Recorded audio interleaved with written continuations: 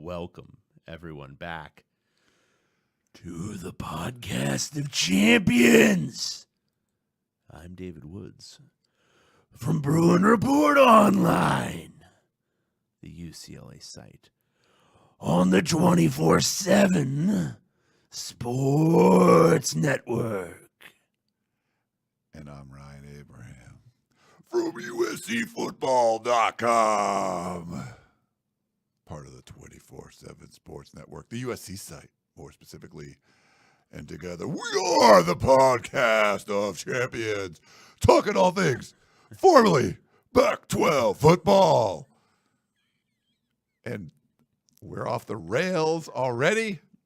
We're live. Are we? On our YouTube channel. No special guests this week. Oh, the only special guest is you and me. Yeah, David and I. We're going to talk. And all you out there. Everybody. You're all our guests. Babes in Toyland. USC and UCLA. Final deep dives. We've talked about every former Pac-12 program. A little deep dive in the offseason with the respective publishers from each of those sites. So today we'll do USC and UCLA. If you have any questions or comments for the show, I got a question. Yeah.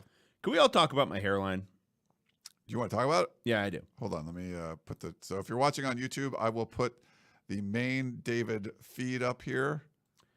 Because this is bullshit. I can see it's like kind of glowing. No, can we? Let's just take a look. Yeah. All right. I'm gonna take off the. If you're listening on the cans for a podcast, second. Look up here. There's hair missing. This is a lot of hair. I got a lot of hair back here. It's very thick. It's very fine. I've also got hair right here, what my daughter calls my forehead hair, which is just a great feeling. And then I got this strip here of basically baldness. It's like the parting of the Red Sea. It's what is that? Because I was promised something different. I was promised, it recedes in an orderly fashion from here to here, and it just goes away, and I can live with that. You know what the problem with this is? I have to do maintenance now. I have to figure out, what am I doing with this? Keep the hair short? Because I don't just want a tuft, and it's not even a tuft anymore. It's wisps. Wisps, Ryan. Like the top of Homer Simpson's head. Yeah, what is this? Why is this happening? If somebody is a hair scientist, tell me why. Like, what is going on here? I don't know. Could you grow the other part of your hair longer? Like you have this short, the hair you have it buzzed. Like, no. This could grow out like that. Well, then why don't you do that and just, comb forward? No, I'm not combing over. Comb forward. No, it's not over. No. My whole thing is I don't actually care Sounds about like you care. going bald. I want to do it in an orderly fashion. I want things to happen in their proper order. Yes. And that's not what's happening here. Or start here, expand outward. That's also an acceptable way to go bald. But this, no, unacceptable. All right. Okay, we're off the rails now. If we weren't before with the WrestleMania stuff, they said I'm very natural at that. I always was a huge fan of Randy Macho Man Savage, so you had little parts of that. Oh, yeah. The Macho Man, Randy Savage, coming at you, Hulk Hogan. I'm coming for you. Something like that. Maybe that wasn't very good. I thought that was great, actually. Was it okay? Do I just bick it? But then I got to do that constantly because, again, still very thick back here. We're back. I would grow the top part thicker. It just it doesn't have to come over. Or maybe I just shave everything else and just let this grow. Because it's thinner, I think it makes the other part, or does it look more profound when it's longer? I don't know. No, I think I got to keep it short. What about there's got stuff that grows the hair, like you just put a little bit I'm there. not doing that. No, Okay. no. That's a bridge too far. Okay. But a bridge too far to bridge the hair from the back of your head to your That's a bridge forehead too hair. far as well. To the forehead hair. Yeah. No, I just would like this to not be here. But I also don't want to do the just shave that, because then I look like I've got a 9 head. And it looks like it's I don't know. Maybe I should do that. Chase blames Chip Kelly. Yeah, I blame Chip Kelly too. In the chat. If you're in the chat, thank you. You're watching us live on YouTube. And like I said, if you have questions, not the questions David was just asking, but questions for the show, Pac-12 Podcast right. at gmail.com, or you can call or text us at 424-532-0678. Go on the Twitter machine or the X machine at Pac-12 Podcast. And apparently Reddit is active again. They'll post in there every once in a while. saying, watch, Ryan and Dave won't read this for months, which we did not. But you can go find our Reddit, Podcast of Champions. And I don't know if any new reviews on the Apple Podcast machine. Not a single goddamn one. That's terrible. In almost a month and a half. That's bad. This is horrible. We should check Spotify, see if we get some 5-star reviews over there. I don't think you can leave. They do. I think you can do ratings, I think not it's just reviews. ratings. Yeah, I think you can get rated. One of the big drawbacks is Spotify, to be honest. If we're all being honest with each other, and we should all be honest with each other. In most respects, sometimes a white lie is fine, but if we're being honest, Spotify not having reviews, very poor. Yeah.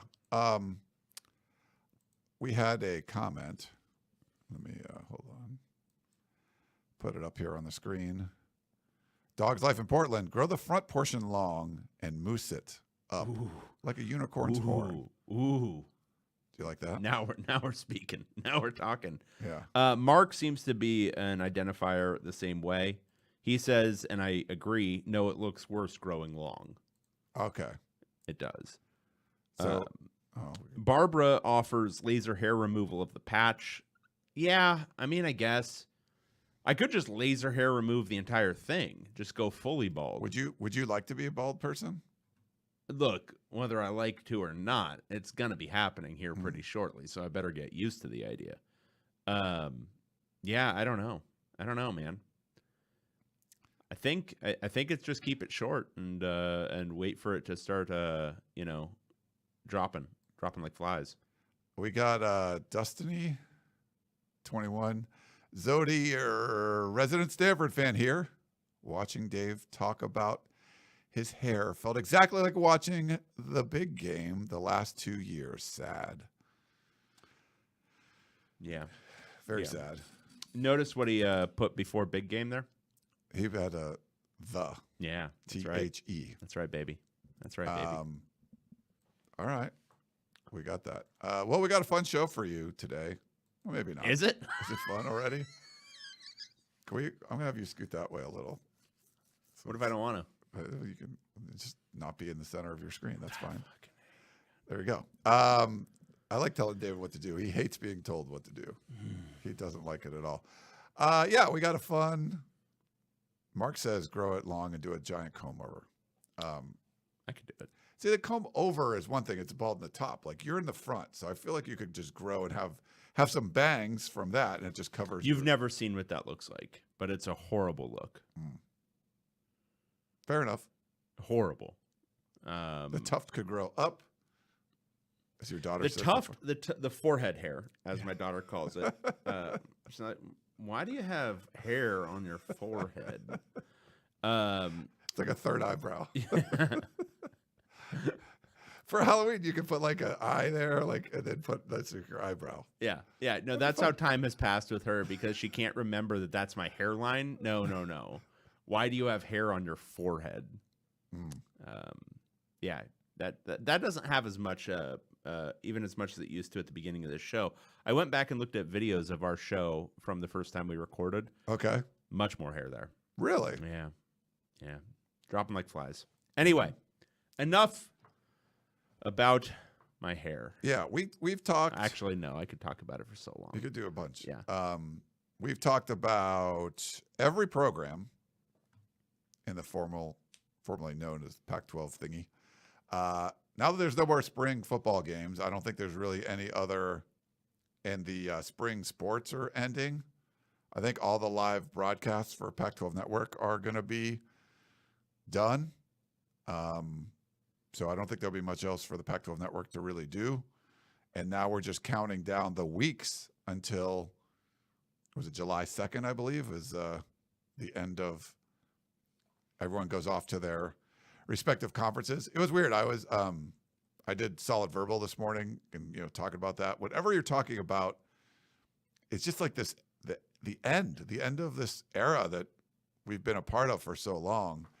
I don't know if it's hit you and what the UCLA fan base is feeling like.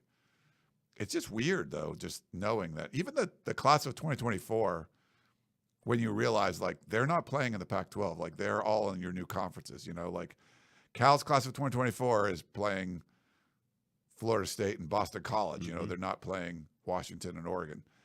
It's just weird. And I think in whatever couple of months when this goes official and it's like over, it's just going to be like, wow, that's really done. Yeah. Talking to all of our pubs over the last few weeks, months, however long this has been going.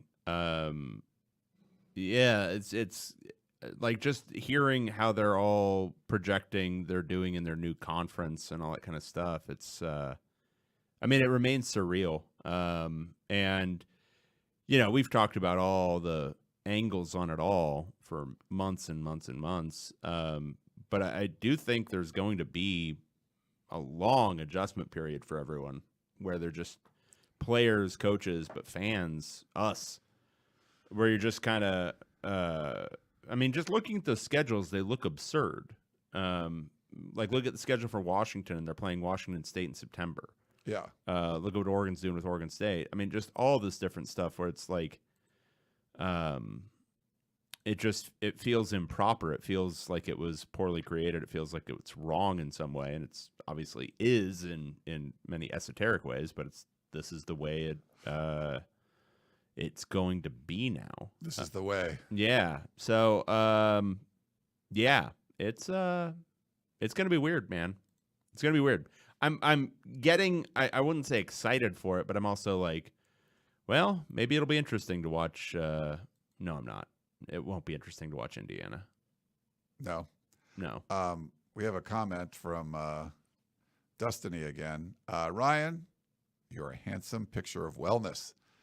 David looks like he's auditioning for the part of suburban Grizzly Adams at a community theater in Glendale. Or El Segundo.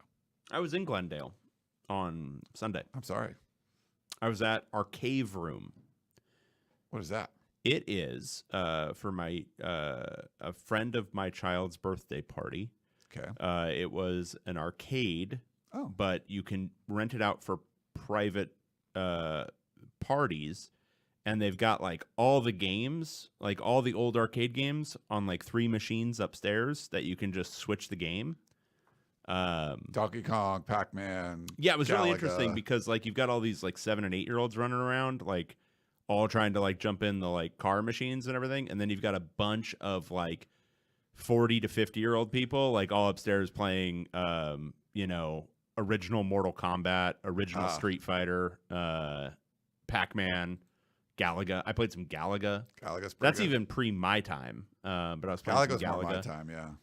Well, we had an Atari because I have older siblings, so we played some old school But stuff. Galaga was like one of the arcade like. Yeah, but there was a cool arcade version. ones. I want to say there was a version on Atari, I think so. or maybe it was just regular Nintendo. Anyway, it was a good time. That was in Glendale. Beautiful Glendale.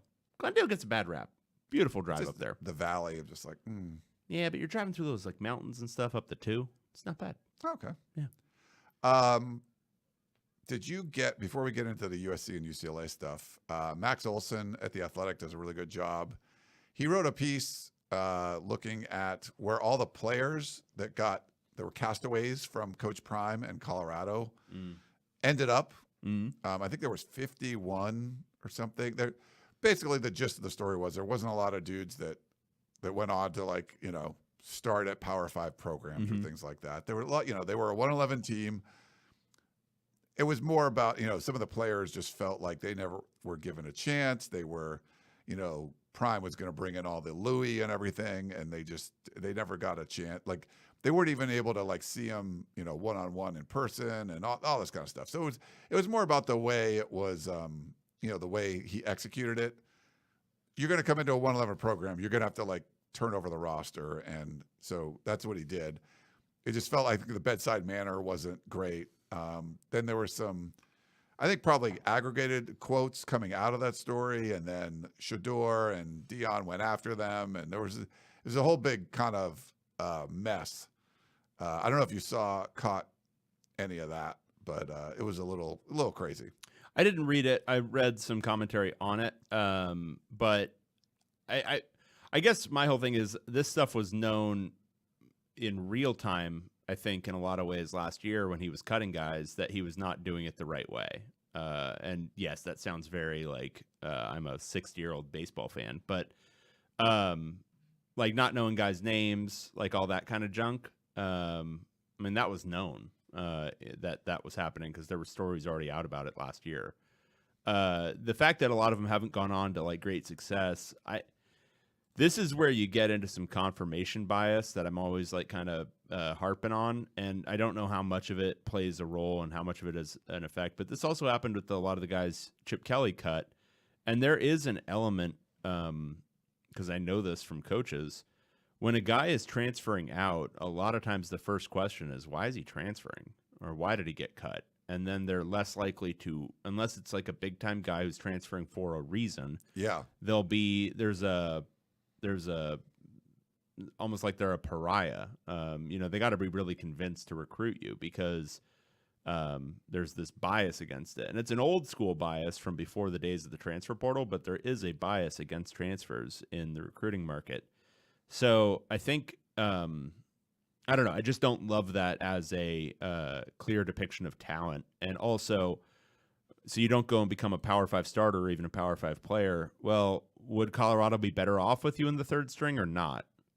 Would Colorado be better off with you as a practice player or not?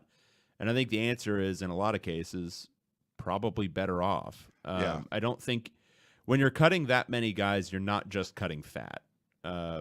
You're starting to cut into muscle. And I think now, look, you've got the ability to do that stuff. It's just you should do it with some care and some regard for the people that you're cutting.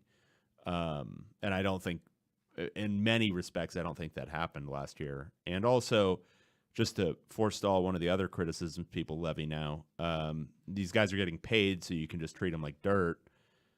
Well, I don't know how many of you have worked a job before, but I get paid at lots of jobs, and if people treat me like shit, it doesn't feel good, and it's not the way things should be. No, simply getting paid for your labor is not a reason to be treated like a piece of shit. So, no, that doesn't stand up. You can be treated like a professional, sure. You can be treated like if your job performance doesn't, hit at a certain mark that you might not have a job anymore. Sure. But you get treated with human dignity and respect, and it sounds like that kind of fell by the wayside. Yeah, I agree. And it's I think Brian had a comment up. I can put it up again. He said, I just saw that Colorado had 37 transfers in and 44 out this year. Crazy. After the crazy year last year. I think the issue is, and like you mentioned it, if you did a little research and got to know some of the guys, there were guys that could you have developed them into into starting type of players if they stuck around and had some continuity and worked with you? I think you could have. But if we're getting rid of all these guys because we're going to upgrade at every position. I mean, they brought in some really good players, but they brought in a lot of guys that have already transferred out again, so would you have just been better off keeping some of the guys that you looked at and evaluated and felt had potential that maybe they're not the level that we want, or you bring in someone, you kick them out and you bring someone in that's similar and then they're gone too. Like a lot of the players that transferred in last year are already gone, like the majority of them, I believe. So I think some of that was like, well, could you have just got to know some of these guys a little bit and not cut them just because you got to cut everybody, almost like for a shock factor, Mm-hmm. Unless you felt like you could have upgraded every position. It didn't sound like they did, that they brought in guys similar level, and then those guys end up leaving as well. We'll see kind of what happens, this year. But a lot of the dudes that you kick the guys out, bring in a bunch of dudes, and a bunch of them are gone too. You kick them out, and like, well, you picked those ones. Why are they gone? So that was just kind of weird. But I think you needed to read the whole article, not just some quotes that were pulled out. And I don't know if it helped Shador or helped Coach Prime to kind of go after these guys. Like the one dude went to Austin P and then to UTEP, It's like, it's fine. He's happy now, but he just felt like when he was kicked out, it was just sort of, wasn't done in a really nice way, and whatever. I mean, getting fired is never easy, and that's essentially what happened. But I thought it was a fair article kind of all around. It's like, you're 111. You're one of the worst teams we've ever seen. You got to like kick a bunch of dudes off. but it might have, the feeling was it might have went too far, especially the new guys you brought in. You had to kick a lot of them out or they left too. Yeah. All right. Let's, I guess we can just dive in. We'll go first with USC Trojans. Yeah. USC. The Trojans Yes. of Troy. Champions of the Holiday Where do Bowl. people say USC is? You know how like UCLA, it's Westwood, right? Is USC just Los Angeles, or do you guys have a more local designation? No, I think it's just Los Angeles. Like you don't say like on Hoover, like on Fairfax? Like what are we doing here? No? Like west of Figueroa. No, we don't. Nothing Fig, like yeah. Fig Tech. Fig Tech. So USC, Yes. famously well-run program last year. Obviously built a very strong culture, very strong team. That just through the slings and arrows of fate and poor fortune, went 7-5, 8-4, 7-5, and then 8-5. Yeah. yeah. But obviously, Alex Grinch moving on after that season to Wisconsin, it's big shoes to fill. It's a big blow. Yeah, big shoes to fill. How? Because obviously it's not a rebuild. He was going to leave, so he's preemptively fired. He really was going. He was going to leave for an NFL position, but then he found a better one at Wisconsin, and it was it's a step up. It's a career move. We don't want to It's not that USC is a bad job. It's just he found something better to do. Yeah. But here's the big question. Obviously, it's not a full rebuild on that side of the ball. It's a reload. How, based on what you saw this spring, how able do you think USC is to replicate its defensive prowess from last year? Yeah, I don't think it's very likely to replicate it, which... About 110th nationally? Yeah, you don't think you can do that? Yeah, what they want to try to do is replicate what the Bruins did last year, going from 100 to in the top 20 or wherever. But how are they going to do that? I mean, certainly they haven't. Look, it's unless you're bringing in several of the key parts of that defense, it's going to be hard to just replicate what UCLA did last year. So I would say if you look at UCLA in 2022, they were pretty dog shit on defense. Mm-hmm. The roster didn't really change much into 2023. What changed was they brought in D'Anton Lynn, and as you know, they turned it around. But certainly he's still in Westwood, right? No, he's now at USC. So he's going to try to do the same thing where you take over a dumpster fire of a defense. Yeah, but he's maybe don't improve the roster that much and then somehow make it miraculously better. But hang on.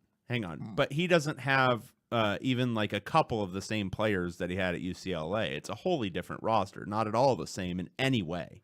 Well, turns out there's a guy named John Humphrey. Oh. Who's got great hair, by the way. Great hair. Amazing hair. Yeah. Plays cornerback. Mm-hmm. And he came over. He's joining him. Oh. Okay. Yeah. And then there's a guy, Kamari Ramsey, who turns out is a really, really... No, he didn't come over because he was one of the best safeties that UCLA's had in, 20 years. Yes. He probably stayed in Westwood, right? No, he came over. Yeah.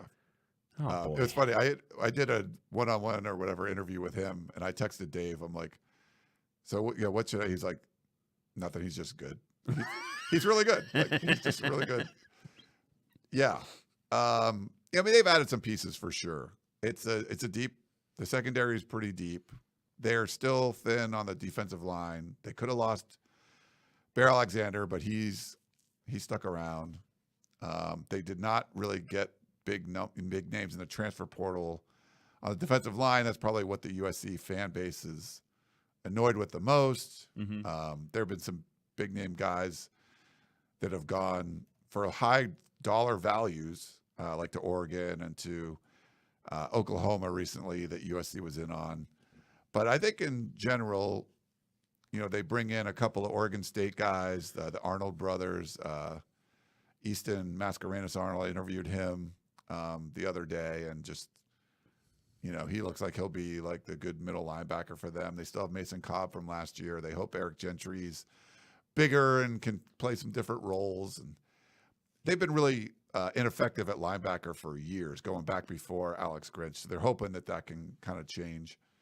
And I don't know. I think there's a lot of optimism. One of the things, Dave, I would say when USC would sort of like win off seasons, it would be splashy things like, oh, Bear Alexander is going from Georgia winning a national championship coming to USC.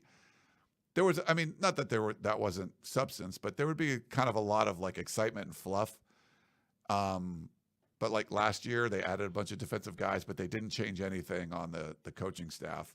This year was weird. Well, you want continuity. When you've got a guy as good as Alex Grinch, you want to be able to say, hey, we're going to run the same stuff again next year. Yeah.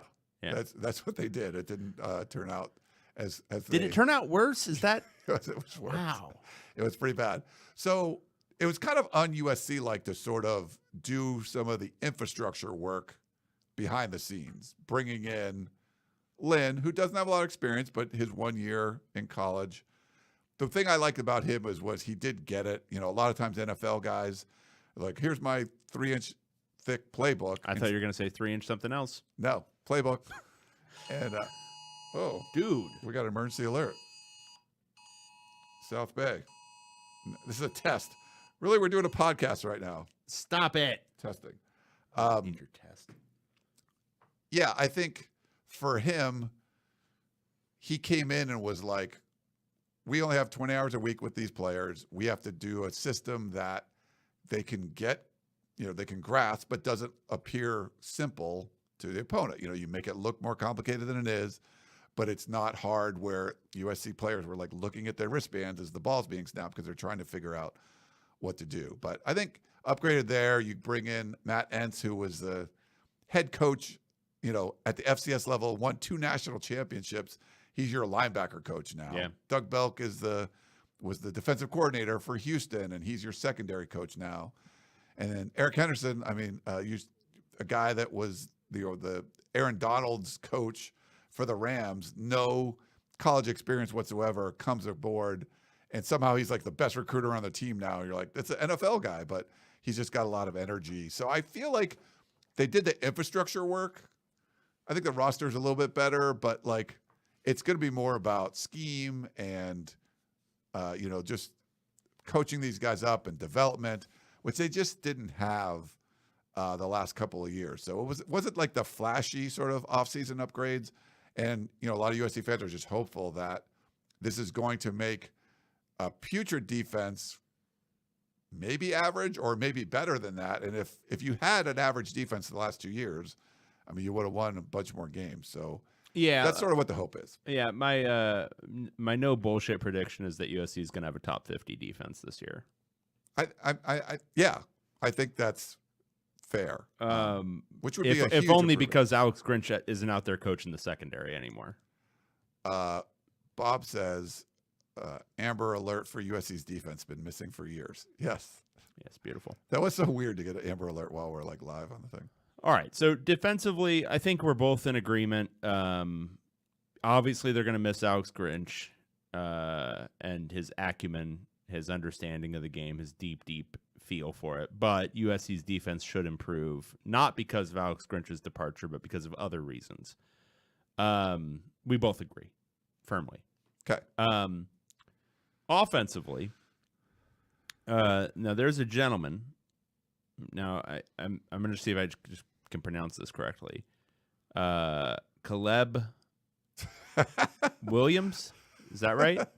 Close. Okay. Real quick. My dad, who just says words and he'll just stay with it. He's like, Caleb. He's like, man, I love Caleb. He's going to be. It's Caleb, Dad. I must have told him 100 times, and he'll call me. Hey, wow, Caleb had a great game. I'm like, it's Caleb. Dad. It's not that hard. It's Caleb Williams. I don't know what you're like. I don't know what he's doing, but Caleb. You go with Caleb. He's moved on. I think he graduated or he's got a job now. Doing something. He got a job. Yeah, he was applying. Yeah. So he's gone. Yes. Exhausted his eligibility. Now he did not, but that's fine. Yeah. Now, am I given to understand that it is officially Miller time in I can't call it South Central because that's got a pejorative now. That's why I was looking for a new terminology. Oh yeah, I think they just say South LA, but it's just Los Angeles. I don't know, or down, like the Figueroa corridor or something. On Figueroa. The Figueroa corridor, maybe. All right. Is it Miller time in the Figueroa corridor? Yeah. They don't have a lot of depth there, but Miller Moss was a 4-star guy that's basically been a career backup. Like Jackson Dart and then Caleb, or would you say Caleb, as you had said. Yeah, he got his opportunity to start in the Holiday Bowl and threw 6 touchdowns and looked pretty good doing it. It'll be interesting to see. I think Jaden Mayava comes over from UNLV. I thought they might get 2 quarterbacks from the portal, and if Miller Moss didn't have a good Holiday Bowl, I bet you they would have brought in another quarterback. But Lincoln Riley said it sort of scared some people away when you see that the next guy, he looks like the next guy because he had such a success, in that Holiday Bowl. He's going to be running more of what the Lincoln Riley offense was sort of meant to be. We've seen Riley have a lot of success with different kind of quarterbacks, Baker Mayfield, Kyler Murray, Jalen Hurts, whatever, then Caleb Williams.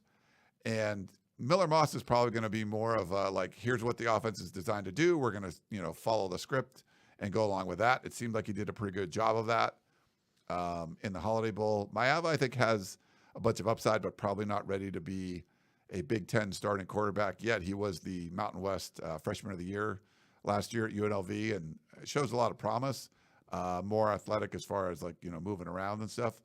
But I feel it's Miller Moss time, and I'm not too worried about, if you're a USC fan, you're like, they should be pretty good on offense. Like, are they going to be a top 5 one with Miller Moss? Like, maybe not, but they're not going to be a 50th ranked offense. They're going to be, top 20 or something.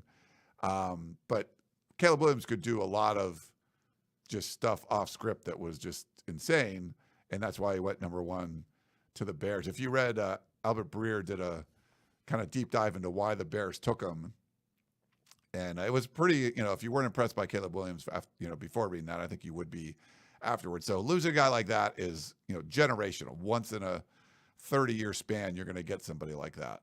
But I think they have a lot of confidence that Moss knows the offense. He's been around the system for a couple years and should be able to come in and execute it. Probably less improvisation than what we saw from Caleb Williams. But yeah, we'll see. It's a tough schedule. He's got a lot of tough defenses he's going to play. Big time teams. Can you do it week in, week out? We'll see. Like, Caleb Williams was just supernatural. It didn't matter what the situation was. He just was calm, cool, and collected.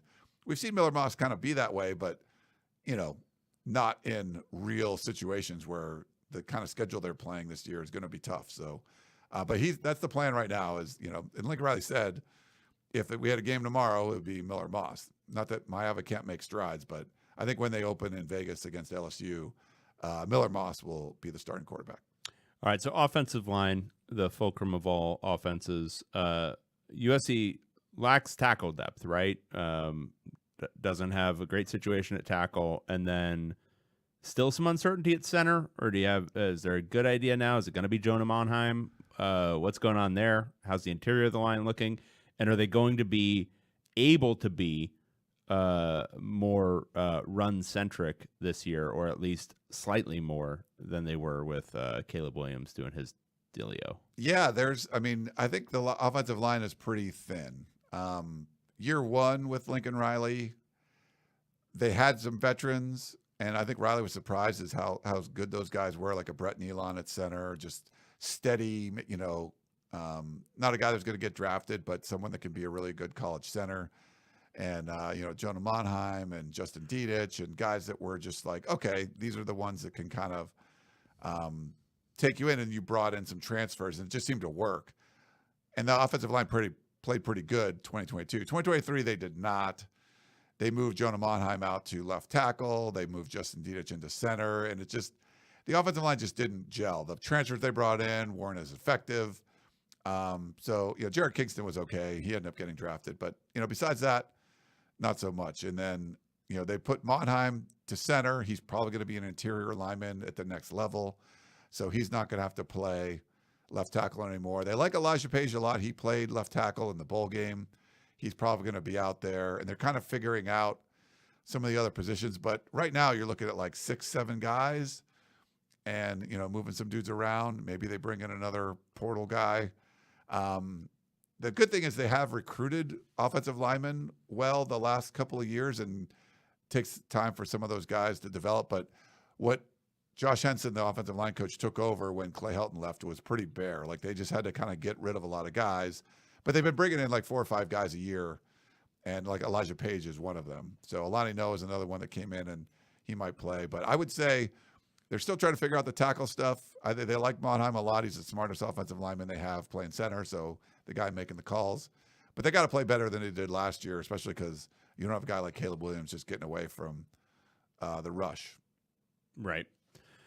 Okay, but looking at the schedule, yes. Obviously a pretty easy schedule. Yes. Nothing too concerning in there. In the non-conference, only 2 programs that have won multiple national championships. So that's fine. So neutral side against LSU, is that right? In Vegas? Vegas, baby. And then Utah State at home, and certainly Utah State hasn't had a history of some success at the G5 level. And then it's the first Big Ten schedule. What stands out to you here? And not to get into early predictions, but I'm looking at this and I'm thinking success is 9 wins. I think that's a good number. If you look at the schedule, I mean, LSU, now they're losing the Heisman Trophy, winning quarterback, 2 first-round wide receivers. We'll see. They're going to be really talented. At least you're playing in Vegas and not like in Atlanta or Dallas or something like that. They end the season in Notre Dame at home. That's your 2 your big out of conference games.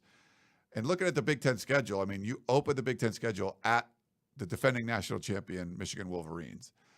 You're going on the road to play at Washington, who was in the national championship game last year.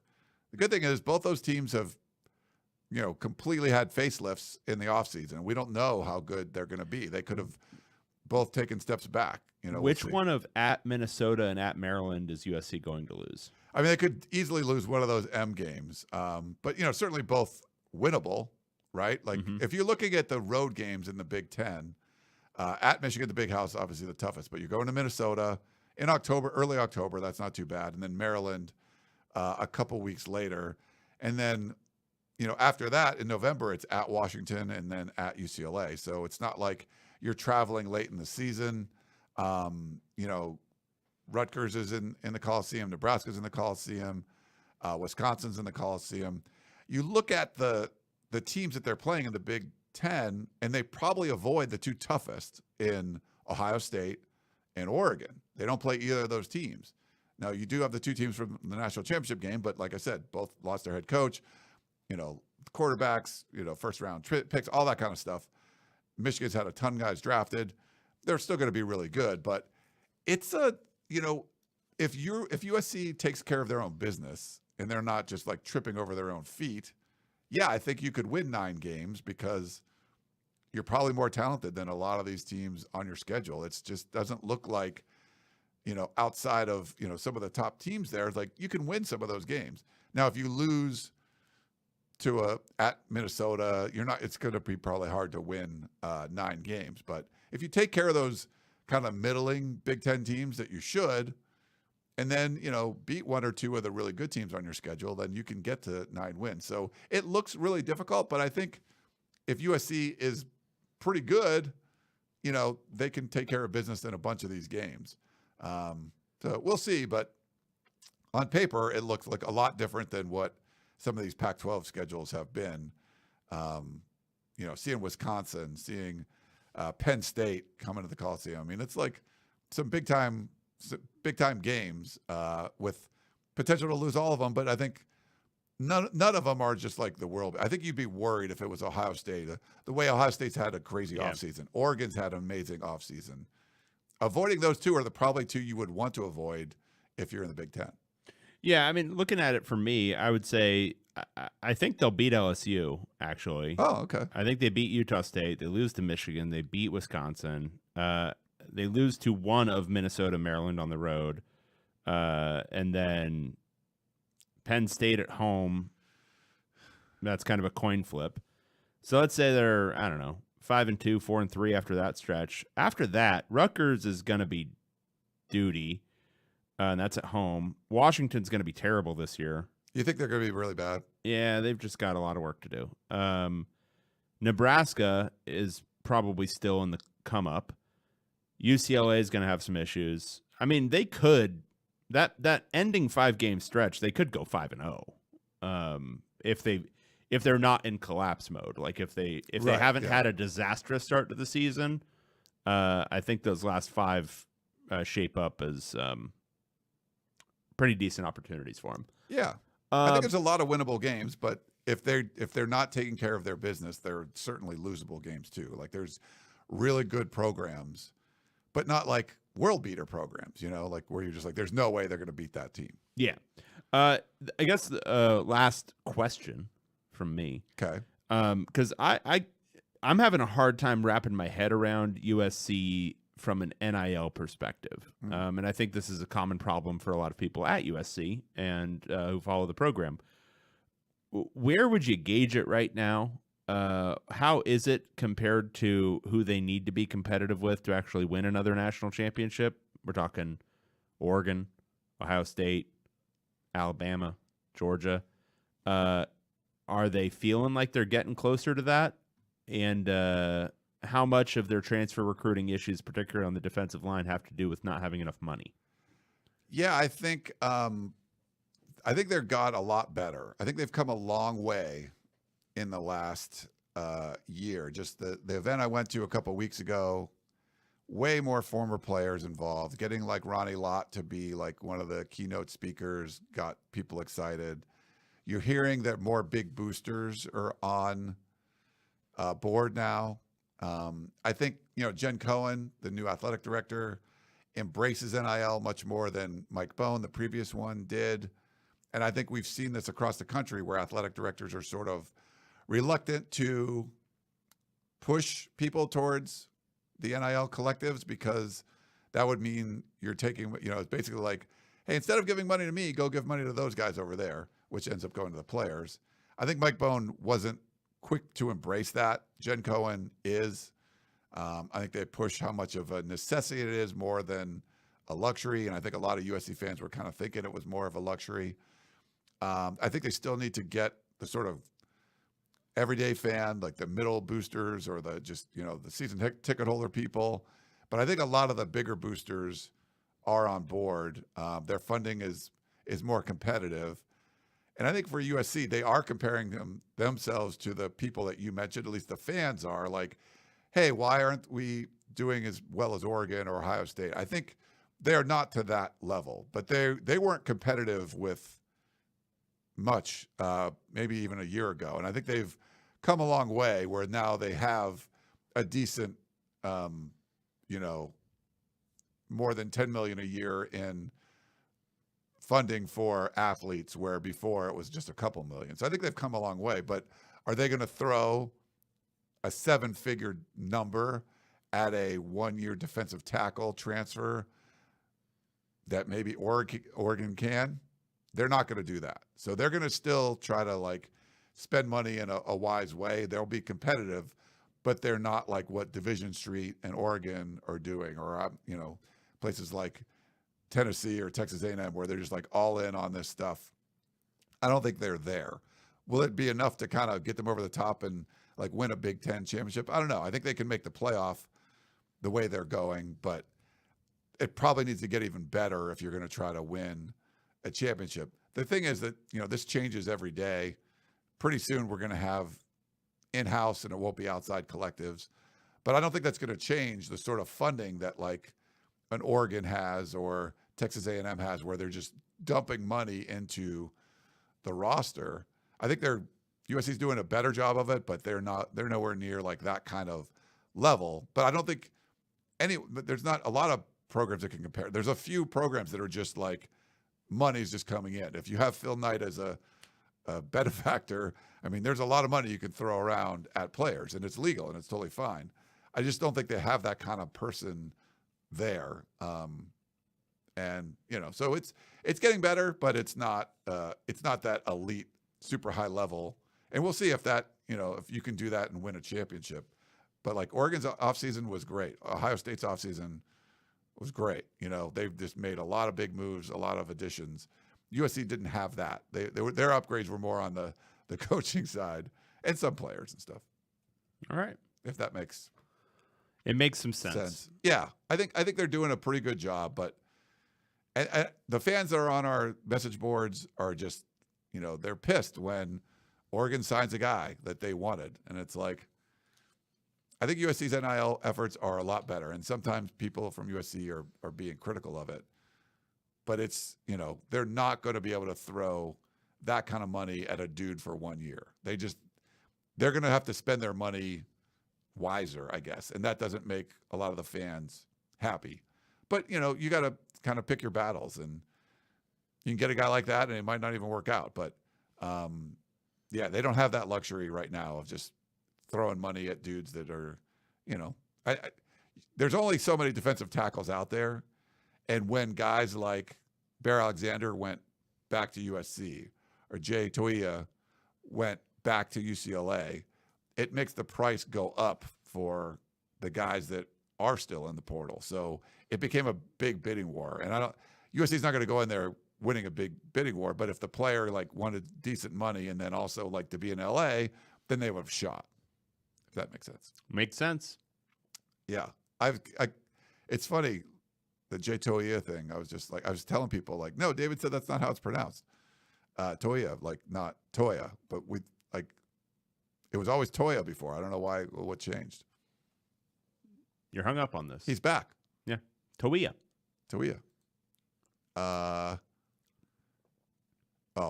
He said middling, not meddling. Did I say meddling instead of middling?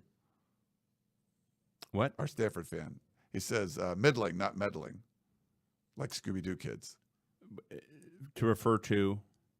I think I said, did I say I must have said meddling. Middling means average. Yeah, I think I meant meddling means messing around with ghosts in a haunted mansion. Scooby-Doo kid. Yeah, yes. Yeah. I think I must have said meddling instead of middling. Right. Yeah. So apologies. Mm-hmm.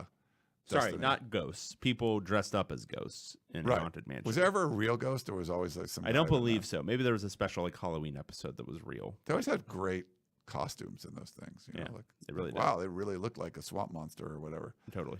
Yeah.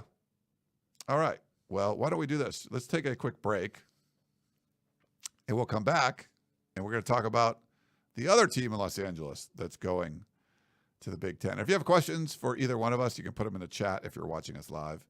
Otherwise, we'll get to whatever we think we'll want to talk about. All right, back in a minute, everybody.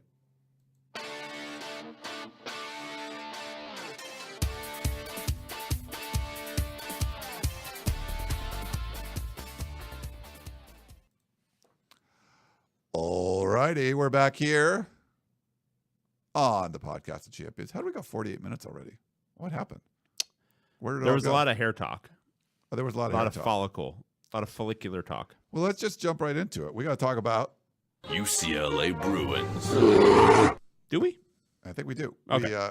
We already talked about them before. Mm-hmm. Kind of, we got the deep dive going just because they had a big change. They did.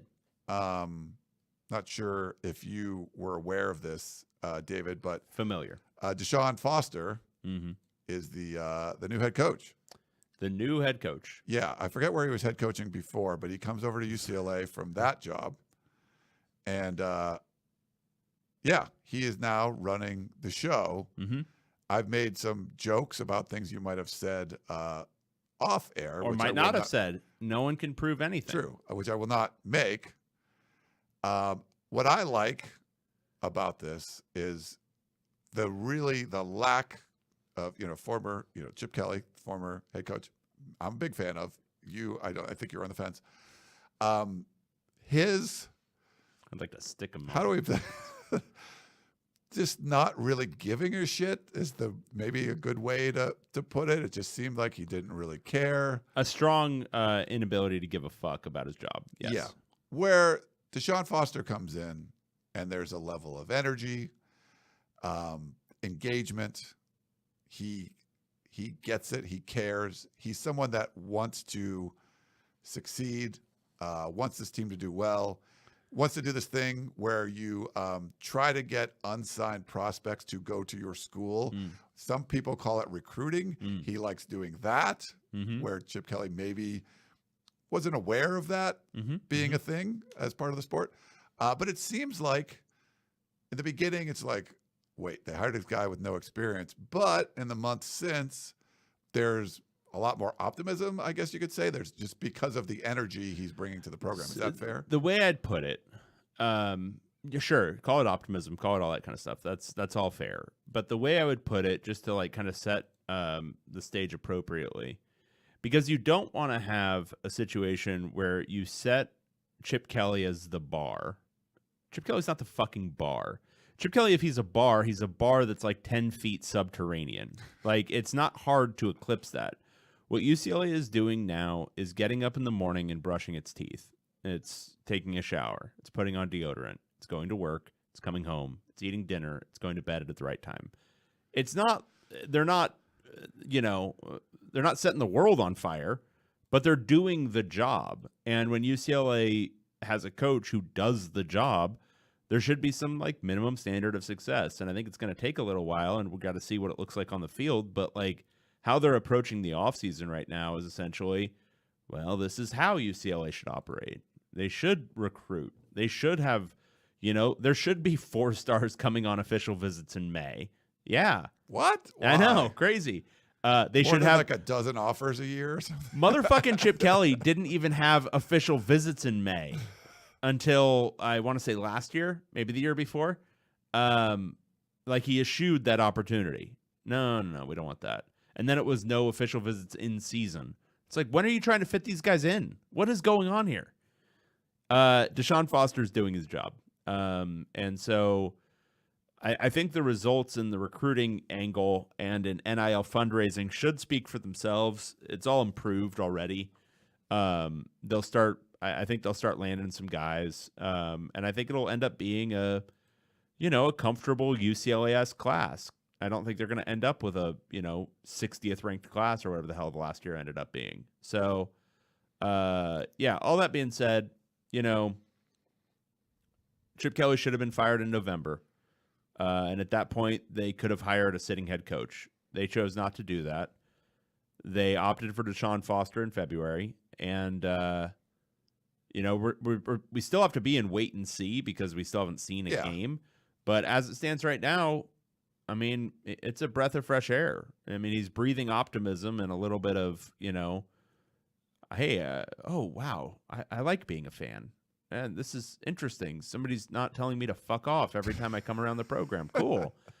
A little bit of that coming back into the program, and they're clearly doing their jobs. And we'll see how it all shakes out in the fall. There's advantages when you have like former players coming in. I mean, what have you seen?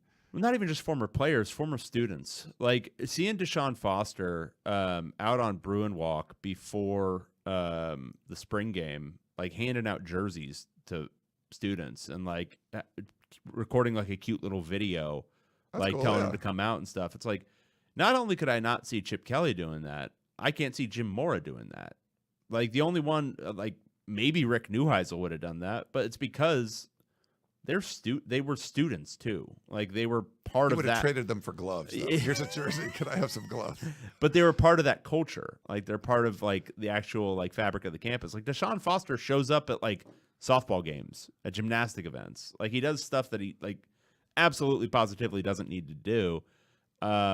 Because I mean, he loves the university and he loves being there and he loves every part of that whole experience. And he has a lived history of being there. So that matters. And then from like just a coaching angle, the value of it in recruiting, I think, is particularly important if you're good at selling what it's actually like to be a student at UCLA, because it does fucking rock. Like, it's a really cool place to go to school. I mean, it's hard to beat Westwood. And there's a lot of cool things about being on that campus. And I think somebody who's actually been there and done it, and gone to far more classes than I did in my 5 years can probably attest to it better.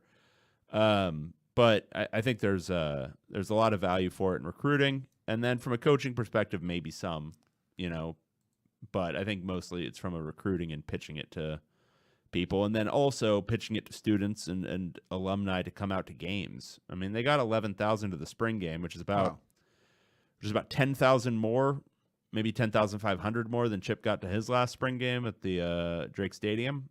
So clearly something's working. Was DeShaun pissed about the prices at Diddy Reese going up?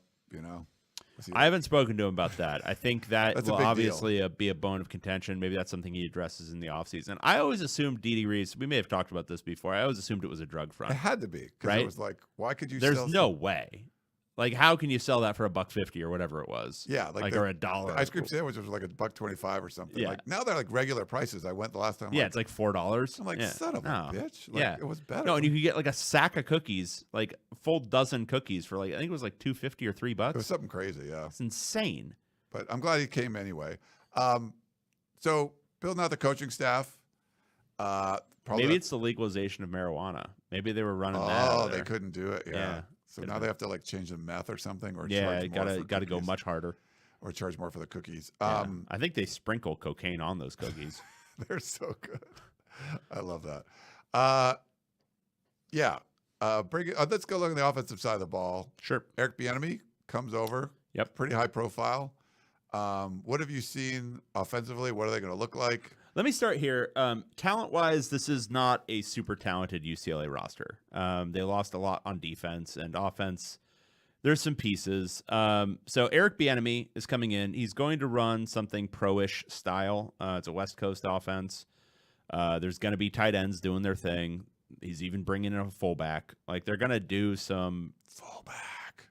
I think they want to be versatile and multiple and all that kind of stuff, but just they're not going to be going 4 wide a ton. It's going to be some inline blocking, and some traditional type plays. We saw some fullback flares out of the backfield. Like, we're seeing some interesting stuff. But that's spring. They haven't installed everything yet. Ethan Garbers is going to start at quarterback. He was fine last year after he kind of reclaimed the starting job from Dante Moore. He's nothing special, nothing flashy, but I think he'll be competent enough in this offense. They don't have a lot of quarterback depth. If he gets hurt, there really isn't anybody who you'd feel good about starting a Big Ten game. Chase Griffin is the only one with starting experience. He's about 5'8" and is mostly worried about NIL deals. But he's got a lot of, what's the word, moxie. He goes in there and he has to throw with literally every muscle fiber in his body to get the ball in any kind of direction. But he's played credibly in the past, but not an ideal number 2. Justin Martin, big, strong athlete, probably not ready yet. They're just bringing in a new transfer quarterback, just committed yesterday from Washington. That is DeMarcus Davis, but he's not a true transfer. He was a 2024 kid who early enrolled at Washington and then transferred out after spring. So he's a 2024. He just has already been through a spring practice at another school, sort of similar to Jay Toia at USC. Okay. So he'll compete in the fall for maybe the number 2 spot, probably more likely the number 3, but they don't have a lot of depth. Offensive line, they've added a couple of pieces in the transfer portal since the end of spring. Okay. Ruben Unije, who was at Houston as a right tackle. He'll probably end up starting at left tackle for UCLA because they don't have a ton of tackle depth or tackle talent. And then Alani Makahele, who was a starter for UNLV, blocking for Maeva last year. He's probably going to start at right guard, which will push Josh Carlin, who was probably UCLA's best offensive lineman last year, to center, where he'll take over for Duke Clemens. He spent the last week as the center during spring ball. And then the rest of the line is returning Spencer Holstage and Garrett DiGiorgio at tackle. I think they might try to add one more offensive lineman in the portal, but they're running short on scholarships right now. The best unit in the on the offense is probably receiver. They added Rico Flores in the offseason from Notre Dame. J. Michael Sturdivant returns, and Titus Mokiao Atamalala.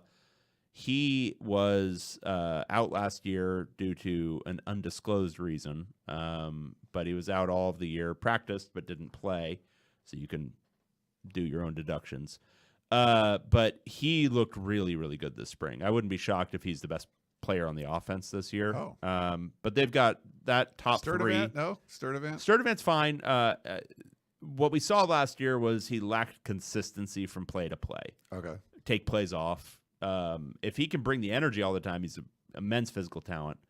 But there's for a Cal Bear. Yeah, and then Logan Loya, who was UCLA's leading receiver last year, I haven't even talked about him. So between that, tight end's a little thin, but really, I mean, the offense, I think if they get Bieniemy's thing, I think it'll be fine. I don't think it's going to be gangbusters, but I could see it being top 40-ish. I think there's enough talent across the board, and it's just a matter of that offensive line gelling in a new offense. If we go to the defensive side, like maybe you can talk about some of the coaches he brought in there, but also, we already talked about D'Anton Lynn coming across town. He really turned that around quickly. Can the new staff kind of build on that, and what kind of losses the Bruins had on defense? I know Latu was the first defensive player selected in the draft, so it went all with 14 or 15 offensive guys, and then Latu went. It was the first defender off the board. Leatu. You're saying Latu, like Nanu. Leatu. Yeah, that's just what I just said. You had a tough time with the Polynesian. Leatu. That's why I go to the Polynesian Bowl every year, so I can keep practicing. Not to be in Hawaii. Latu. So there was some shuffling on the defensive side, but not too many big changes. Okay. Guys left. They only have 4 coaches on defense now. So they've got the defensive coordinator, Akaika Malloy, who is also going to coach linebackers. Last year, he was the defensive line coach. Okay. So that's a promotion that Chip Kelly made that was extended by DeShaun Foster. So defensive coordinator, Akaika Malloy, he was on staff last year. The defensive line coach this year is Tony Washington, who was I believe he was a GA at Oregon last year. Okay. So he's getting moved into that role. I think he was originally just going to be the outside linebackers and edges coach, but when the whole kerfuffle happened, he got moved to being the pure defensive line coach. And then they have 2 secondary coaches. Those are guys both returning from last year. Cornerbacks coach Cody Whitfield, who also doubles as a special teams coordinator, and then safeties coach Brian Norwood. So pretty similar, actually, from a staff continuity standpoint. There's 3 guys returning from last year's coaching staff. Only one newcomer, but the big departure was Ken Norton Jr. in addition to D'Anton Lynn. Where did he go? Pros. Okay. He was NFL defensive coordinator for a while and stuff. Yeah. And I think he just wanted to get back to that. So defensively, the big question mark throughout all of spring has been, how do you replace those edges? UCLA lost not only Leatu, but Gabriel Murphy, Grayson Murphy, Carl Jones, and Jake Heimlicher. Jake Heimlicher barely played. Those 4 guys ahead of him all played. They were real good. And those are the top 5 guys in the depth chart from last year at edge. So then you get into spring, and the 6th guy, Shea Bryant Strother, bounces like a practice or 2 into spring. So down their top 6 edges from last year now. They brought in Jacob Busich from Navy, and they have Devin Ayupiu, who was an interior defensive lineman last year. He's now playing at edge, but they need bodies. They've added one, Sharif Say from Florida A&M. They're probably going to try to add another one, maybe 2 more. Again, scholarships are getting short, but they need bodies there because they just don't have a lot of pass rushing talent there. The interior of the defensive line will be strong, though. Jay Toia is really good. Keanu Williams is pretty good. Gary Smith, if he's healthy, should be solid. And they moved over Siali Tapaki from the offensive line, who's looks kind of like Jay Toia, so maybe he'll be as good. Who knows? So there's the defensive line, think of it. Interior should be good. Edge is not so good. So you can generally surmise maybe stop the run okay, maybe not pass rush okay. So just general rule of thumb. Linebacker will be totally fine. They've got a lot of bodies there, a lot of talent. That'll be totally cool. And then the secondary, they've had to replace a ton because USC poached a lot of their players. Devin Kirkwood's still there. He'll start at one of the corner spots. Jalen Davies is still there. He'll start at the other one. Safety is completely new. Brian Addison, who's, I think, entering his 19th year of eligibility. I was going to say, he's still around, huh? He's at safety. And then Ramon Henderson, I think, from Notre Dame. He's the other safety right now. They don't have a lot of depth at any of the secondary spots. They probably need to add a corner and a safety as well. They might not get to both in the transfer portal. I would say defensively, the big question is, how are they going to manufacture a pass rush? And if they have to do it via blitzing, that'll have the cascading catastrophic effects that it always does. I think it's going to drop down from being a whatever it was, top 15, top 20 defense that it was last year to probably as low as top 80. I think it's going to be a big drop off defensively without that pass rush. But maybe they surprise me. I mean, they could be top half in the country. If they can put out a top 40 defense and a top 40 offense, they're going to be in really good shape to, make a bowl game and do the whole thing. But that's a tall order for DeShaun Foster's first year. All right. Portal wise, do you feel like the coaching change? How was the overall effect of the portal? Like, guys left that you kind of expected? Not a single goddamn person left just because Chip Kelly left. Nobody had any care in the world about Chip Kelly. Really? Yeah, no, there was none of that. No, the initial retention was totally fine, and then frankly, I think most of the guys who left after that were the only guy who left that I think they were like, oh man, we really need him back was Jay Toia, and they got him back. Yeah, okay. But everyone else, I think it was, would they have preferred Shea Bryant Struthers stay so that they had another edge? Sure, but he was third string last year for a reason. And I think they may have told him, hey, we're going to try to bring in a bunch of transfers to essentially play in front of you. So I don't think there was anybody that left that was either a big shock or something that they were necessarily too upset about. No, I think from managing the portal, it's been totally fine since Chip Kelly left. The big problem was in December when they lost D'Anton Lynn and then John Humphrey and Kamari Ramsey in pretty quick succession. If they retained Kamari Ramsey and they retained John Humphrey and they had convinced, and who knows what a DeShaun Foster might have been able to do, had convinced one of Grayson Murphy or Gabriel Murphy to return, I'd be having a much different outlook on this team this year. But the secondary is replacing so much, and they don't have an edge. Like, they don't have anybody who can be relied upon consistently to generate a four-man pass rush. And without that, it's hard to have a really good defense. Yeah. Well, let's look at the schedule. Interesting with starting the season at Hawaii and then basically getting a bye week like right away, right? Mm-hmm. August 31st. And then the Big Ten season's kicking off, right away with Indiana coming to the Rose Bowl. But similar to USC playing LSU, which is funny, but this one's at Tiger Stadium. Yep. In Baton Rouge. UCLA does play Oregon. They have to go to Penn State. They go all the way to Rutgers. They go to Nebraska. They go up to Washington. No Ohio State, so that's probably good. No Michigan, so that's probably good. Both Oregon and Washington are on there. Iowa is coming to the Rose Bowl. And then famous Big Ten program Fresno State to end the year. Fresno State. Yeah, that's a weird one. Why is that the last game? That's I don't know, because they stuck that bye week, I think. Oh, because and they're not playing. If you go at Hawaii, you get an extra home game, right? Like you could get They're only playing 12, but I guess they could have got one more if they wanted. Yeah, and they should have. I mean, that's a scheduling Could have did a mistake. Patsy game like Yeah. September. Yeah, you should 7th want or another something. game to have a chance to go to a bowl game to get another game on top of that. Yeah, but Mistake. If you're going to go to Hawaii, you gotta schedule that 13th game. That's the advantage. I don't like. I mean, there's back-to-back road games, but there's a bye week in between. At Rutgers, at Nebraska.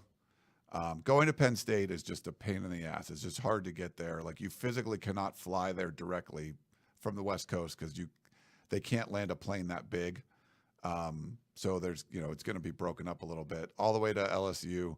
What are your kind of thoughts on, and all the way to Hawaii? I mean, there's a lot of, I mean, that's a fight. You're going to Hawaii. It's not like a chore, but there are some long road trips. What are your kind of thoughts over on the overall schedule? I mean, it's a difficult schedule. Now, going at Hawaii's kind of in a pretty dumpstery state and has been for a long time. Not the state itself. The state of being for Hawaii is a little bit of a dumpster. So they should be able to win that. They should be able to beat Indiana. At LSU, that's very hard. Oregon at home, that's very hard. And at Penn State, that's very hard. I think the scenario where they are not 2-3 after October 5th, the only way that's not the case is if they're somehow 1-4. I think that's a very, very, very tough start to the season. Yeah. After that, things lighten up a little bit. Minnesota at home, that's winnable. At Rutgers, that's winnable. At Nebraska, even, I mean, I don't think it's super winnable, but they could do that. And Iowa at home, I mean, Iowa is always capable of just, we're going to punt this way to a win and try to win 6-3. And you open yourself up to a lot of volatility when you do that. And at Washington, again, I already said Washington's not very good this year. They probably won't be.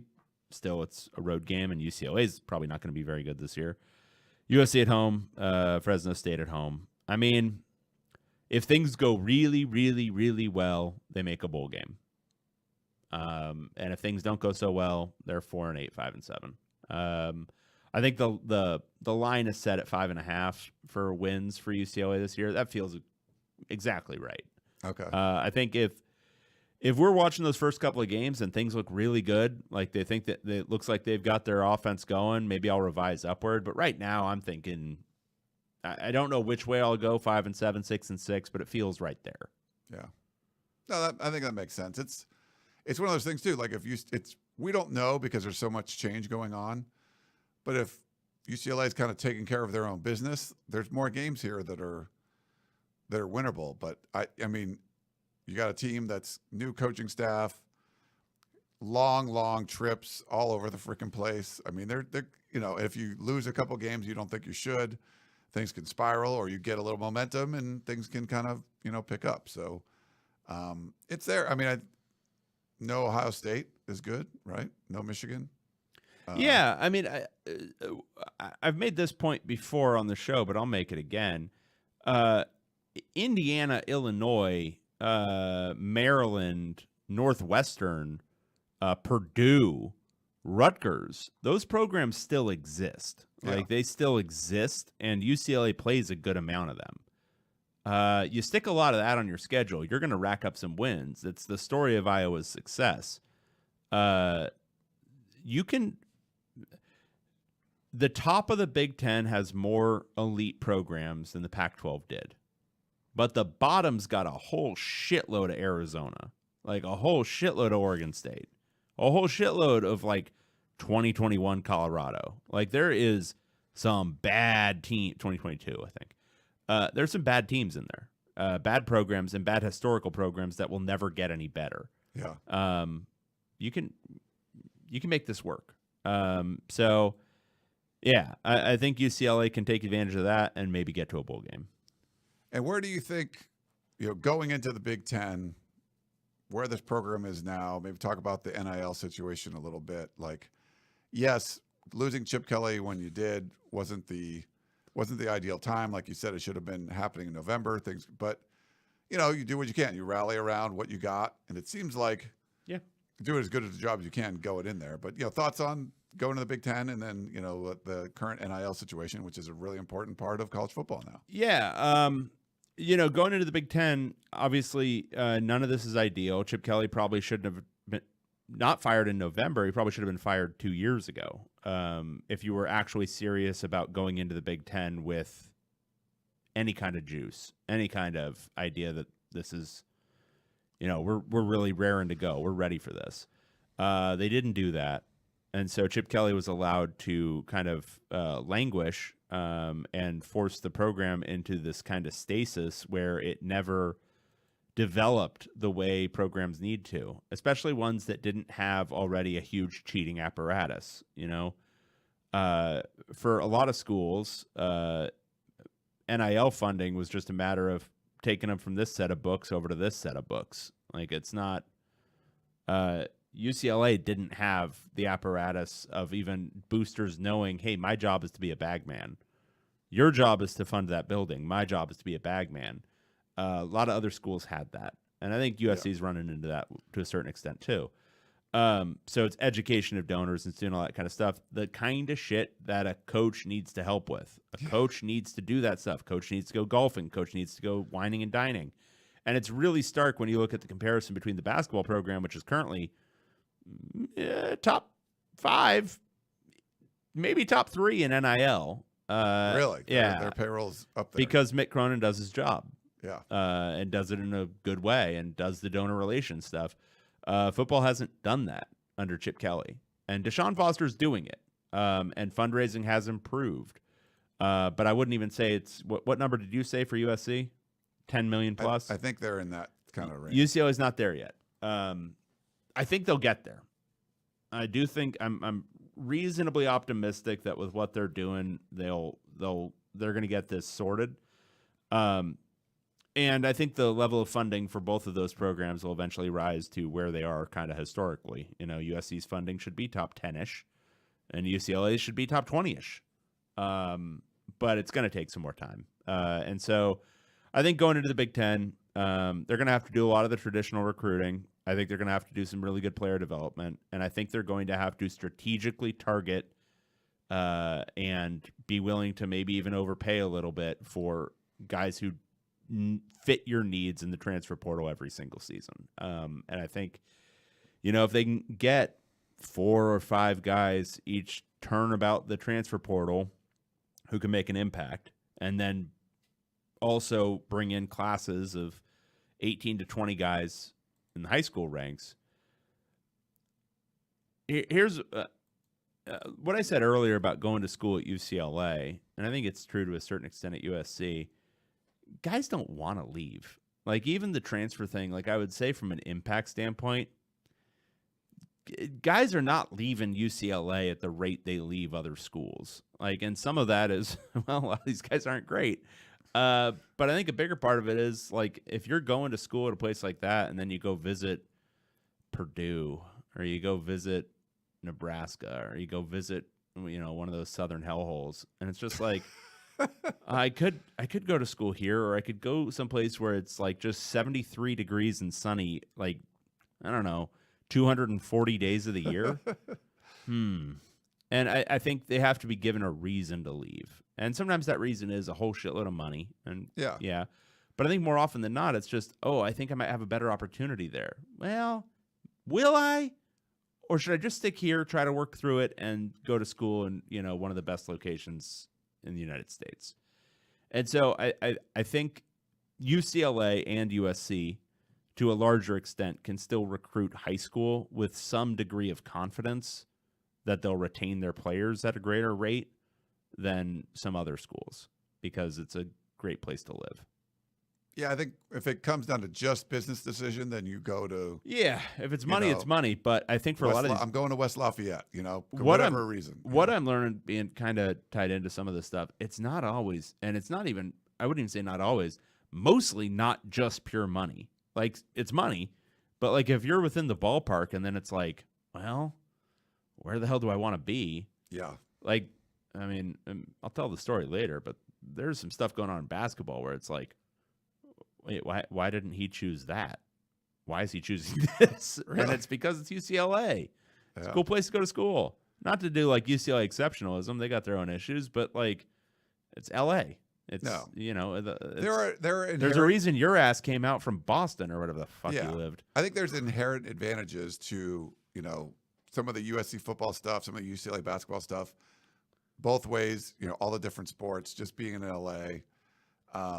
If you're talking about being a superstar it's better to be a superstar here than it is to be in like Lincoln, Nebraska. I think if you're the starting center for the Cornhuskers or Florida State and Tallahassee, like there'll probably be a line of car dealerships that would love to have you like promote, be on their commercials. Where in Los Angeles, they don't care who your starting center is. But if you have a star quarterback or, they're going to get huge deals. Like they're going to be able, like Caleb Williams had massive, massive deals that he couldn't have got when he was in Norman, Oklahoma. That's just, it's just kind of a fact. So I think there's some advantages to that. But some of the high profile stuff can really help your teams, and you just have that here. So there's still those advantages, but you have to be at least competitive on the money side. And it sounds like both USC and UCLA are kind of working up to that, where they weren't before. Yeah. You didn't need it before. Like you just go to like, okay, whatever. I mean, the whole like Reggie Bush stuff was going on. It's like, if it was Alabama, you would have had to pay Reggie Bush to go there instead of LSU or Florida or Georgia or something. It's like, it just wasn't the case out here. The kind of laissez-faire attitude that you have on the West Coast sort of made it so you didn't need like the bagmen stuff as much as you did in other places. Now it's everywhere. Now you have to have that. Like it's just part of the deal because everyone can get it. It's not just a behind-the-scenes thing or in the far corners of the college football world. It's everywhere now. So you have to at least be competitive if you want to play that game. Yeah. No, it's totally true. All right. I think that's it. That's all we got. Dustin, he did say that I didn't say, he said meddling in a comment. So he said, I said it correctly. But when he typed it, I guess he got it wrong. So I just assumed the Stanford guy was correcting me, but he was correcting himself. I don't know if we had, I think we might have, we had one. We have two questions, I think. One in the chat from Alex.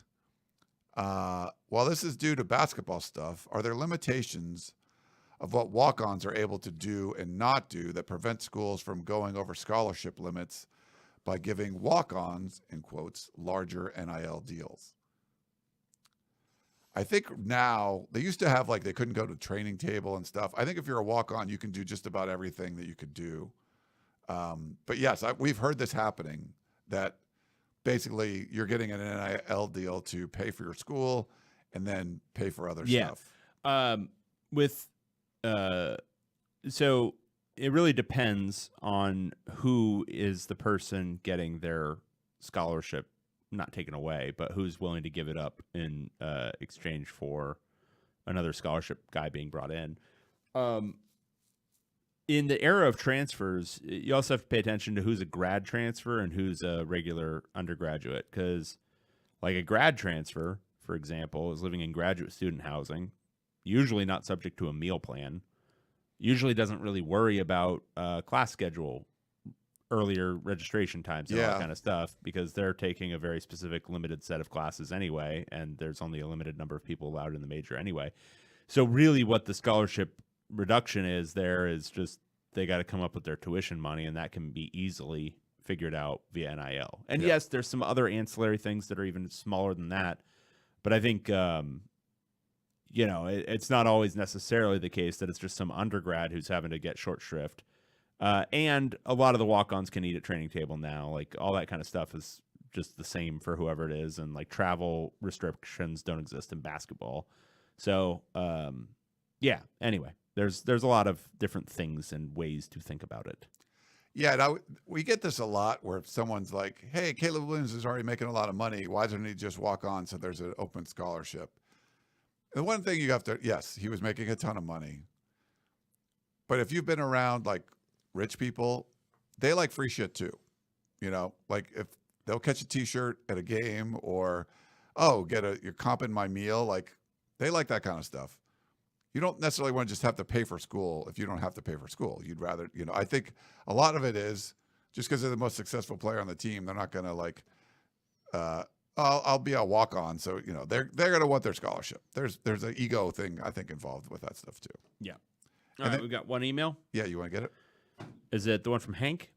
Yeah, I believe so, yes. West Coast versus Midwest. Hey, gents. Seeing as how you're my only trusted source of news, what the hell is going on at your campuses? Are these protests / counter-protests a marketing ploy to boost NIL or portal recruiting? Wouldn't it be so nice if that's all this was? That'd be funny, yeah. In all seriousness, how will the relatively conservative Big Ten Midwest schools handle their new liberal West Coast schools and vice versa culturally? Also curious about your thoughts on whose style of football will adjust to who. Love ya, Hank. Yeah, it'll be interesting, the culture, differences. I haven't heard, you're hearing mostly like, Columbia, different, like Ivy Leagues or different, more liberal coasty schools. USC is probably more conservative, more conservative than like UCLA, but still it's a college campus, which is going to be, more liberal in general. But yeah, I don't want Dave to say anything on this because he'll just get himself in trouble. But I was.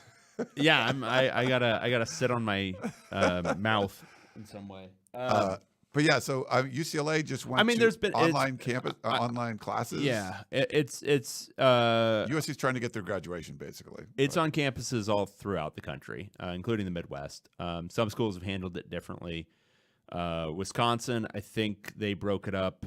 They broke up their encampment basically the day it happened, and then sent out what I thought was, if you're going to go that route, probably the best worded way of responding to it, which is, we support your right to protest, but we're not going to have you do this overnight. You can't camp out. Which, if you're going to go that route, that's probably the best way to go. The only thing I'll offer, because I do get in trouble if I go too far, is whichever angle you want to take on whether it should have been allowed or not. I think Gene Block handled it very poorly at UCLA. And I think there were two ways you could have gone. You could have broken it up immediately, or you could have protected it. But choosing to do neither, choosing to instead allow, droves and droves of people onto campus who are not students to commit violent acts, you're failing in your primary duty as the chancellor of the university. And I think USC, there was a lot of criticism from Carol Folt as well. I mean, theirs stemmed from, and maybe sparked a lot of this, where their valedictorian had some like pro-Palestinian stuff on her social media, and then they decided to not let her speak, and that caused this huge, that's basically, caused the biggest problem. I don't know if that's what started a lot of these campus protests, but it started at USC.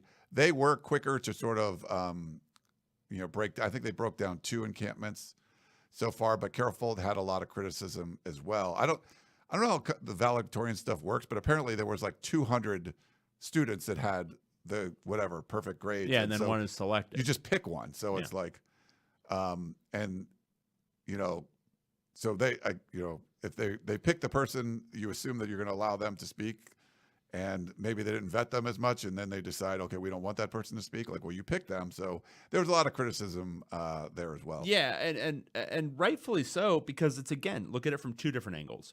You can look at it from the lefty lib angle and say, well, they should allow her to speak, obviously. But then you can also just look at it from the be good at your job. Like, if your job is to be the public face of your university, avoid controversy. Yeah. Avoid these things. Pick a different kid. There's 2 different ways to go with that one. But again, it's just own goal for no reason. Like, what are you doing? Yeah. And that's, again, you're failing in, that's not your primary job. Your primary job, the really important one, is keep your students in a safe environment. But not pretty quickly there, maybe not number 2 even, but present a good face for your university, and that's just failing that mission too.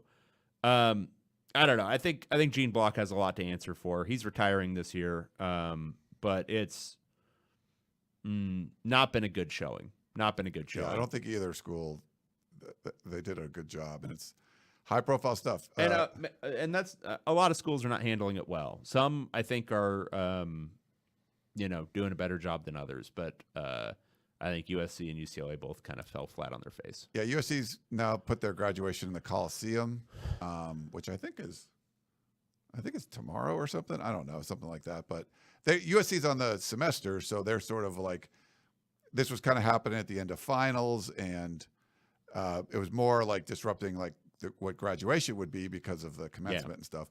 UCLA still got time to go, so like now they've moved classes to online. Yeah, so like with USC, I think they're probably just counting the minutes until graduation happens, and then students are gone. They can just be like take a break. But UCLA is kind of still ongoing because of the trimester. Well, yeah, and they're keeping them off campus all week this week.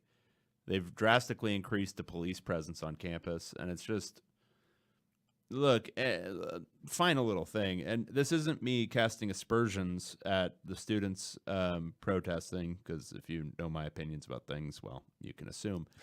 But again, look at it from two different angles. One, you support their message. They should be allowed to do whatever they want.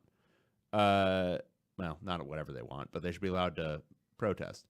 But the other angle is, and this is often what I was thinking when I was a much more conservative student on campus. Oh, well, people being annoying again. But college is the time to be annoying. It's the time to do annoying shit. Now, I think Gene Block probably could have controlled things a little bit better and kept him off the walkways for Royce and Powell. But it's the time to be annoying. It's the time to be irritating to other people. And, I think there's a lot of attention on college campuses for a lot of provocative reasons from media sources and all that kind of stuff. And I think there's a lack of protection for 19 and 20-year-olds to be annoying. It's the time to discover like what you actually think and what you actually believe and all this kind of stuff. And that needs to be protected. And that was not the case here. And that goes a lot of different ways, but people being annoying, you got to protect that too. That's important. That's part of the whole free speech thing. College students being annoying because this is what they do. That's just what they do. They're figuring out their shit. Yep. All right. Well, good. I don't think you got canceled or anything there. That's perfect. No, we'll see. Yeah. Well, good stuff. So we're finished with our deep dive. We'll come back next week. We've thought about, the future of the show, so we'll kind of like think about it some more, come up what we're going to do. Yeah. And do that probably on the next show. Does that make sense? Should we do that? Makes sense. I like it. Why do I ask you if that makes sense? You should always ask me if it makes sense. Okay. That makes sense. Does it make sense that we're going to wrap up the show after an hour and 30 minutes in May, talking about a conference that doesn't exist anymore? But here we are. This is what we do. Here we are. That's going to wrap it up. David Woods. I am Ryan Abraham. Hope you guys enjoyed the show, and we will talk to you next time. Goodbye.